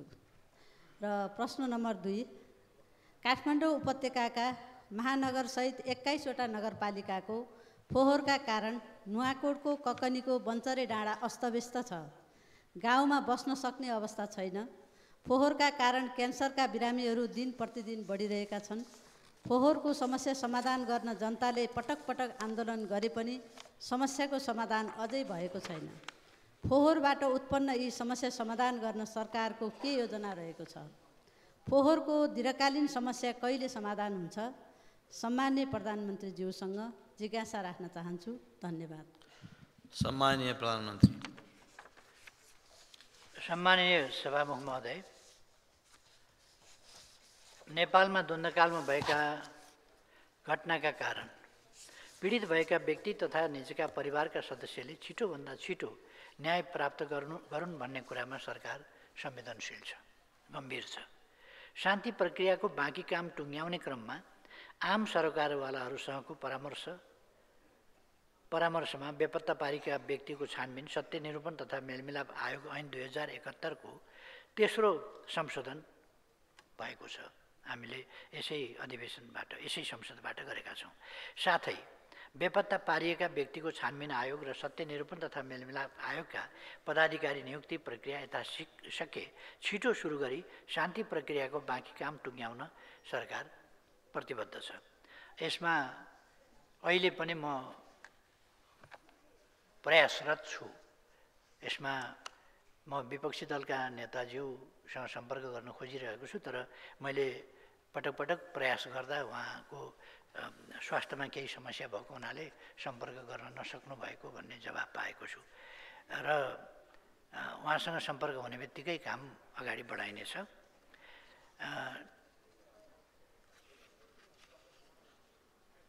नेपालको संविधानले फोहोर मैला व्यवस्थापनको कार्य स्थानीय तहको कार्यक्षेत्रमा राखेको विदितै छ। दीर्घकालीन रूपमा व्यवस्थित र वैज्ञानिक ढङ्गले फोहोर मैला व्यवस्थापन गर्न अल्पकालीन र दीर्घकालीन योजना तयार भएको छ। नुवाकोट र धादिङको सिमानामा निर्माण गरिएको बन्चरे डाँडा सेनिटरी ल्यान्डफिल साइट तोकेको मापदण्ड बमोजिम सञ्चालन तथा व्यवस्थापन गर्न स्थानीय तहहरूबाट सार्वजनिक निजी साझेदारी प्रणाली मार्फत निजी क्षेत्रलाई परिचालन गर्ने गरी कार्यविधि अघि बढाइएको छ। बन्चरे डाँडामा प्रत्यक्ष प्रभावित क्षेत्र एकिन गर्न पूरक वातावरणीय अध्ययन सुरु भइरहेको छ। फोहोर मैला स्रोतमा नै वर्गीकरण गराउने व्यवस्था गर्ने, यसको सहजीकरणको लागि फोहोर मैला स्थानान्तरण केन्द्रको व्यवस्थापन गर्ने, फरक गाडीमा फरक दिनमा जैविक र अजैविक फोहोर सङ्कलन गर्ने, मल र मेटेरियल रिकभरी फेसिलिटी निर्माण गरी सञ्चालन गर्ने जस्ता कार्यलाई प्राथमिकता दिई योजनाबद्ध रूपमा स्थानीय तहहरू मार्फत सञ्चालनमा ल्याइनेछ। यसका लागि विभिन्न विषयगत मन्त्रालयहरूले आवश्यक प्राविधिक सहयोग तथा सहजीकरण गर्ने योजना रहेको छ। यसमा खास गरी स्थानीय तहको सरकारको रुचि र त्यसमा सहकार्यको आवश्यकता छ। यसमा सरकारको ध्यान गएको छ, केन्द्र सरकारको, र यस स्थितिलाई लम्बिरहन दिनु हुँदैन भन्ने कुरामा सरकार सजग छ। यति स्पष्ट गर्न चाहन्छु। मान्यजीलाई धन्यवाद। अब प्रश्नकर्ता मान्य सदस्य मनिष झा। सम्माननीय सभामुख महोदय, सम्माननीय प्रधानमन्त्रीज्यूलाई दुईटा प्रश्न राख्न चाहन्छु। पहिलो प्रश्न, तपाईले नियुक्त गर्नुभएको कर्मचारीहरूको असक्षमताका कारण सरकार फेल भएको तथ्य स्वीकार्नुहुन्छ? यदि हो भने तिनीहरूलाई कहिलेसम्म कारबाही गर्नुहुन्छ? केन्द्रमा 2/3 बहुमतको सरकार रहे पनि काम कारबाही खासै हुन सकेको छैन। संसदमा 2 ठूला दलहरूले नेतृत्वमा सरकार बनाएको छ जसको प्रभाव प्रदेश र स्थानीय तहसम्म छ। मन्त्रीदेखि खरिदारसम्म सत्तारूढ दलका निकटस्थ नियुक्त भएका छन्, तर सरकारको प्रदर्शन निकै कमजोर छ। प्रधानमन्त्री तथा मन्त्री परिषदको कार्यालयको रिपोर्ट अनुसार विभिन्न मन्त्रालयहरू न्यूनतम प्रदर्शन गर्दै असफल भएका छन्। सरकारी संयन्त्रमा गहिरो राजनीतिकरण र दलीयकरण, योग्यताभन्दा नातावाद कृपावादलाई प्राथमिकता दिइने, जसका कारण सरकार स्वयं असफल हुँदैछ। कर्मचारीलाई कार्य सम्पादनको आधारमा मूल्याङ्कन गर्नुपर्नेमा आफ्ना मान्छेलाई सत्तामा राख्ने विकृत अभ्यासले सुशासन तहस नहस बनाउँदैछ। Right man in the right प्लेसको सिद्धान्तको सट्टा माई म्यान इन माई प्लेसको गलत अभ्यासले सरकारलाई असफल बनाउँदैछ। अब प्रश्न उठ्छ, सरकारले आफैलाई असफल बनाउने कर्मचारीहरूलाई कारबाही गर्नेछ कि गर्दैन? यदि कारबाही गर्छ भने कहिलेसम्म र कसरी? मेरो दोस्रो प्रश्न रहेको छ, 2/3 बलियो सरकार हुँदाहुँदै पनि मुलुक दैनिक ऋणमा निर्भर किन बन्यो? सरकारको योजनाबद्ध रूपमा सिर्जित अवस्था हो? पछिल्लो पटक सम्माननीय प्रधानमन्त्रीज्यूले शपथ लिने बेलामा नेपाल सरकार चलाउन मात्र दैनिक 1 अर्ब ऋण लिनुपर्ने अवस्था थियो। आजको दिनसम्म आइपुग्दा दैनिक 1.5 अर्ब भन्दा बढीको ऋण लिनुपर्ने अवस्थामा मुलुक पुगिसकेको छ। निजी क्षेत्र हतोत्साहित छ। 2/3 ठुला दलको बलियो सरकार हुँदा पनि किन यस्ता दुरावस्थामा मुलुक पुगेको होला? 2/3 बलमा तपाईहरूले योजनाबद्ध ढङ्गबाट सुनियोजित रूपमा यो अवस्था निर्माण गर्नु खोज्नु भएको त होइन कतै? धन्यवाद। सम्माननीय प्रधानमन्त्री। सम्माननीय सभामुख महोदय,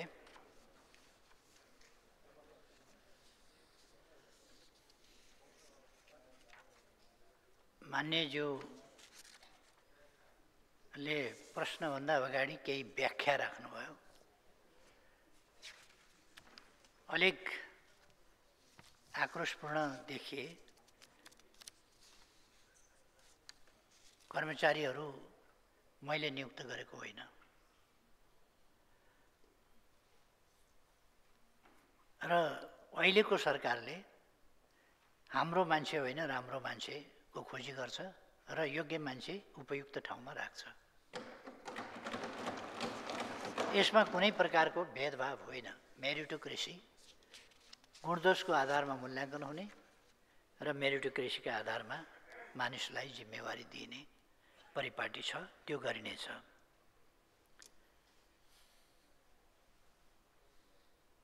आफ्ना मान्छेहरू नियुक्त गरेको भन्ने कुरा, यो आरोप सही छैन। त्यसकारण अझ मेरो हैसियत, मेरो हकमा भन्नुहुन्छ भने मेरो आफ्नो मान्छे भन्ने कुनै हिसाबले, कुनै पनि प्रकारले आफ्नो भन्ने परिभाषाभित्र पर्ने मान्छे एकजना नियुक्त भएको देखाइदिनु भयो भने यहाँलाई धन्यवाद भन्ने छु मैले। सरकार त्यस आफ्नोवाला बाटोमा हिँडेको छैन। अहिले देशको परिस्थितिको गम्भीरतालाई बुझेर त्यस गम्भीरताबाट देशलाई उकास्ने कसरी?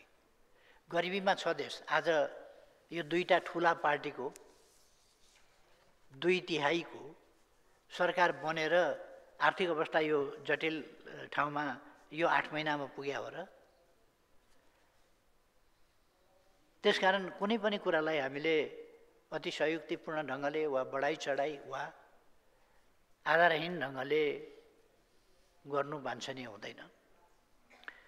नेपाल पछाडि परेको छ, गरिब छ, त्यसै कारण एलडिसीमा छ। अझ निकै असहज आर्थिक अवस्थाबाट गुज्रिरहेको अवस्थामा अहिलेको सरकार बनेको छ र अहिले लिएको ऋण चाहिँ यो देशको विकासकै लागि, बढी उत्पादन, बढी उत्पादकत्वको ठाउँ जहाँ छ त्यहाँ त्यस ठाउँमा खर्च गर्न र बढी विकासको कामलाई तीव्रता दिनका लागि ऋण लिने काम गरिएको छ। अहिलेको सरकारको नीति के छ भने अनुत्पादक ठाउँमा हामी भरसक, अब पहिले केही आयोजनाहरू पहिलेदेखि चलेर आएका छन् जो अधुरो छोड्न मिल्दैन, चलाउनका लागि ऋण बाहेक अर्को उपाय छैन। ऋणकै अंश फेज 1, फेज 2, फेज 3 गरेर अहिले फेज 3 मा नलिएर त्यसलाई असफल बनाउन सकिँदैन। त्यसकारण फेज 3 मा ऋण लिन बाध्य हुनुपर्ने अवस्था रहेको हुन्छ। त्यसो भएर सरकारले यी सबै परिस्थितिहरूलाई ध्यानमा राखेर ज्यादै गम्भीरतापूर्वक यो दयनीय अवस्थाबाट देशलाई सकेसम्म छिटो मुक्त गर्न, त्यसका लागि कर्मचारी प्रशासनलाई सक्षम दक्ष बनाउन, तालिम उपलब्ध गराउन र कमी कमजोरीहरू कहीँ छन् कि त्यस कुरालाई पनि हेपेर ढिला सुस्तीका कुराहरू त्यस सम्बन्धमा 7 दिनभन्दा बढी कहीँ कतै कुनै मन्त्रालय वा कुनै विभाग कसैले पनि फाइल अड्काएर राख्न नपाउने त्यसको निर्देशन जारी गरिएको छ र भ्रष्टाचार हुन नपाओस् भन्नका लागि विभिन्न उपायहरू अनुगमन जस्ता कुराहरू कामहरू गरिएको छ र भ्रष्टाचार नियन्त्रण र निर्मूलन गर्ने काममा सरकार लागेको छ।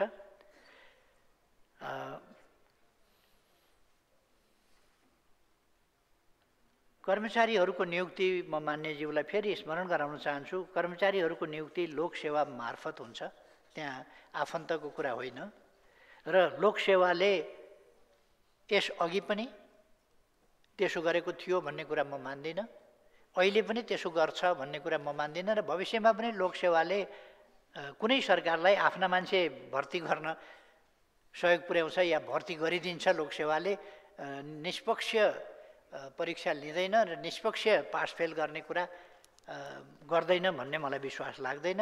लोकसेवा आयोगबाट कर्मचारीहरू नियुक्त हुने गरेका छन्। तिनै तहमा कर्मचारीको नियुक्ति लोकसेवा आयोगको सिफारिसमा योग्यताको आधारमा गर्ने गरिएको मान्यजीलाई जानकारी अवश्य छ भन्ने लाग्छ। कर्मचारीको ज्ञान, सिप, अनुभव र कार्यक्षमताको आधारमा पदस्थापन र सरुवा गर्ने गरिएको छ। कानुन विपरीत कार्य गर्ने कर्मचारीलाई कारबाही कहिले हुन्छ भन्ने मान्यज्यूको जुन प्रश्न छ, यसमा पनि हाम्रो संवैधानिक क्षेत्राधिकार तथा कानुनी प्रबन्ध हेर्न मान्यज्यूलाई अनुरोध गर्दछु। त्यसका आफ्ना विधि छन्, आफ्ना तरिका छन्, आफ्ना प्रक्रिया छन्, तदनुसार नै हुने छ। त्यो म फेरि जानकारी गराउन चाहन्छु। कानुन विपरीत काम गरेको भए कारबाही गर्ने संवैधानिक निकायहरू छन् अथवा त्यसको कानुनी व्यवस्था पनि छ, त्यसका लागि प्रक्रिया पनि छ र त्यसका लागि निकायहरू पनि छन्, तदनुसार नै हुन्छ। ती निकायहरूले कानुन विपरीत काम गर्ने व्यक्तिलाई कारबाही गर्ने गर्छन् र त्यस्ता व्यक्तिहरू सजायको भागीदार हुन्छन् र भइरहेका पनि छन्। सरकारी संयन्त्रहरूमा हुने सरुवा बढुवा र नियुक्तिमा नातावाद कृपावाद भयो भन्ने मान्यजीको प्रश्नलाई म अस्वीकार गर्न चाहन्छु। त्यो गलत आरोप हो। यसअघि भएका गलत अभ्यासहरूलाई तोडेर सरकारले मेरिट बेसमा बढुवा र नियुक्तिको काम गरिरहेको छ। सानो उदाहरण दिन्छु। नेपाल प्रहरीका प्रमुख नियुक्त गर्दा यसअघि कस्ता कस्ता कुरा सुन्न पर्थ्यो, यसपटक त्यस्तो सुन्न देख्न परेन। अब कसैलाई रहर भएर भन्छ भने त्यो फेरि जवाफ दिनुपर्ने हुन्छ। विकास निर्माणका काममा सरकारको प्रदर्शन राम्रो नभएको भन्ने मान्यज्यूको भनाइमा पनि गत वर्ष र यस वर्षका कामको रफ्तारलाई तुलना गर्न अनुरोध गर्छु। यो सरकार आउनु अघि बुटोल नारायणघाट सडक खण्डको काम रोकिएको थियो, लामो समयदेखि रोकिएको थियो, जनताले शास्ति पाइरहेका थिए। मान्यजीलाई म केही जवाफ दिन भन्दा एकपल्ट त्यहाँ गएर निर्माण कार्यको रफ्तार, त्यहाँको गतिलाई हेर्न कष्ट गर्न सक्नुहुन्छ कि आग्रह गर्न चाहन्छु। यो सरकार मुगलिन पोखरा सडकको काम पनि हेर्नुभएको होला, त्यहाँ पनि कसरी तीव्रता दिएको छ भन्ने कुरा। कामहरूको तुलना गरेर यस्ता प्रश्न आएको भए राम्रो हुन्थ्यो भन्ने मलाई लाग्छ र प्रश्नहरू यथार्थमा आधारित प्रश्न भए राम्रो हुन्थ्यो। यथार्थमा आधारित नहुँदा जवाफ दिँदाखेरि होइन भन्नु पर्यो। कस्तो नमज्जा लाग्छ भने मान्यज्यूले भनेको कुरा अब गलत भनेपछि गलत भन्नुभयो भन्नु परेको, होइन भन्न नपरे हुन्थ्यो जस्तो लाग्छ। प्रश्नको रूपमा आइदिए जवाफ दिन सजिलो हुन्थ्यो, आरोपको रूपमा आएपछि खण्डन गर्ने बाध्यता आइलाग्छ। मान्यज्यूको दोस्रो प्रश्न छ, मुलुक चलाउन ऋण लिनु पर्यो, उद्योगी व्यवसायीहरू हतोत्साही छन्, संसारका शक्तिशाली र ठुला भनिएका देशले पनि ऋण लिन्छन्, हामीले पनि ऋण लिन्छौँ। मुख्य कुरा ऋण केका लागि भन्ने कुरा हो। अघि नै मैले भनिसकेँ कि हामीले उत्पादनमूलक क्षेत्रमा, त्यही पनि उत्पादकत्व वृद्धिको क्षेत्रमा, कहीँ उद्यमशीलताको विकासको सन्दर्भमा, कहीँ यस्तो पूर्वाधारको विकासको सन्दर्भमा जसले राष्ट्रको विकासको काममा तीव्र प्रतिफल दिन्छ, तीव्र मद्दत पुर्याउँछ, त्यस्तो ठाउँमा ऋण लिएको छ। अरूले पनि ऋण लिन्छन् र त्यस्ता क्षेत्रमा परिचालन गर्न लिइने ऋण त्यो नकारात्मक होइन। र हामीले ऋणका सिद्धान्तहरू कस्ता हुन्छन् ती कुराहरू, आर्थिक सिद्धान्त, अब ऋण नपरे त राम्रो हो, लिनु परेका खण्डमा कस्ता कुराहरूमा ऋण लिने नलिने नीतिमा स्पष्ट भएर, लगानीका क्षेत्रहरू तोकेर स्पष्ट भएर, हाम्रा आवश्यकता र हाम्रा प्राथमिकतामा आधारित भएर हामीले लिएका छौँ। र प्रतिफल नदिने खालका कुराहरूमा भन्दा प्रतिफलका लागि केही पूर्वाधारमा जसले पछि प्रतिफल राम्रो दिन्छ, त्यसो भएर मैले ऋण लिएको कुरालाई मात्रै होइन कि त्यसको प्रतिफलको पाटोलाई पनि हेर्न आग्रह गर्न चाहन्छु। र उद्योगी व्यवसायीहरू अहिलेको सरकार आएपछि हतोत्साही भएका छन् भन्ने कुरा अहिले उद्यमी व्यवसायीहरूका प्रतिनिधि मण्डलले नै उहाँहरूका वक्तव्य मार्फत सरकारले चालेका कदमहरूको सन्दर्भमा, सरकारले लिएका कानुनी प्रबन्धहरू अथवा नीतिहरूको सन्दर्भमा कसरी सकारात्मक ढङ्गले प्रतिक्रिया दिनुभएको छ, कसरी निजी क्षेत्र उत्साहित भएको छ, कसरी उद्यमी व्यवसायीहरू उत्साहित भएका छन्, त्यो कुरा म ध्यानाकर्षण गराउन चाहन्छु। र यसलाई अलिकति सच्याउनु पर्छ भन्ने मलाई लाग्छ। पहिलेको सरकार हुँदा उद्योगी व्यवसायी के भन्थे र अहिलेको सरकार आएपछि के भनिरहेका छन्, यसो पत्र पत्रिका सञ्चार माध्यम हेरेर गरे पनि हुन्थ्यो।